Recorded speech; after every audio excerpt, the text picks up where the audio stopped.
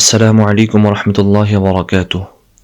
প্রিয় ইমানদার ভাইয়েরা, আল্লাহ তাআলা আমাদের প্রত্যেকটা অঙ্গ প্রত্যঙ্গ যেগুলোকে সৃষ্টি করেছেন কোনো না কোনো কাজের জন্যে। জবান বানিয়েছেন কথা বলার জন্যে, নাক এটা দিয়ে ঘ্রাণ নেয়ার জন্যে, চোখ এটা দিয়ে দৃষ্টি দেখি, কান এটা দিয়ে শুনি, হাত দিয়ে স্পর্শ করি, পা দিয়ে চলাফেরা করি। প্রত্যেকটার একটা কোনো না কাজের জন্যে। একটু খেয়াল করে দেখেন, এই যে একটা কপাল আল্লাহ তাআলা বানিয়েছেন, এটার অন্য কোনো আদার্স কোনো কাজ নেই। আল্লাহ তাআলা এটাকে বানিয়েছেন শুধুমাত্র তাকে সিজদা করার জন্য, শুধুমাত্র আল্লাহকে সিজদা করার জন্য। অন্যগুলো একটা না একটা কোনো কাজের জন্য সৃষ্টি করছেন, সাথে সাথে ইবাদতও আছে, কিন্তু কপালটা অন্য কোনো কাজের জন্য না, শুধুমাত্র আল্লাহকে সিজদা করার জন্য, আল্লাহকে সিজদা করার জন্য। এই কপালটা দুনিয়ার আমাদের অঙ্গ প্রত্যঙ্গের মধ্যে সবচেয়ে দামি একটা মানুষের সবচেয়ে দামি অঙ্গটা হলো কপাল।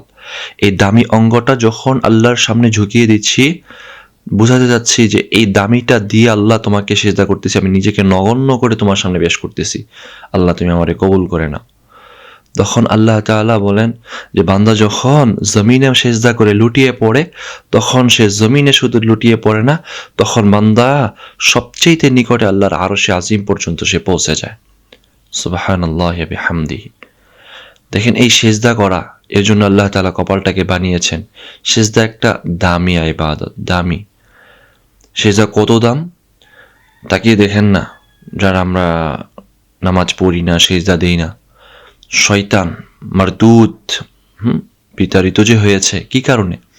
আল্লাহ তাআলা তাকে বলেছিলেন যে তুমি আমাকে সিজদা করো। ওয়াইদ ক্বালা রাব্বুকা লিল মালাইকা ইন্নী জাইলুন ফিল আরদি খলিফা। এই কোরআনুল কারীমের সূরাতুল বাকারার মধ্যে এসেছে যে আল্লাহ তাআলা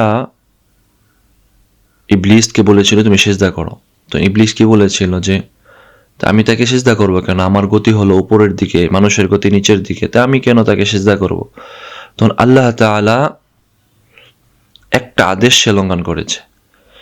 সে এই যে ইবলিস, পৃথিবীর এক হাত পরিমাণ জায়গা বাকি নাই যেখানে সে সিজদা করে নাই।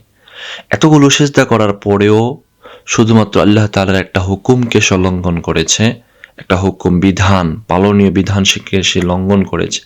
লঙ্ঘন করার কারণে আজকে আল্লাহ বলেছেন ফাইন্নাকা রাজিম, তুমি বিতাড়িত হয়ে যাও, তুমি বিতাড়িত।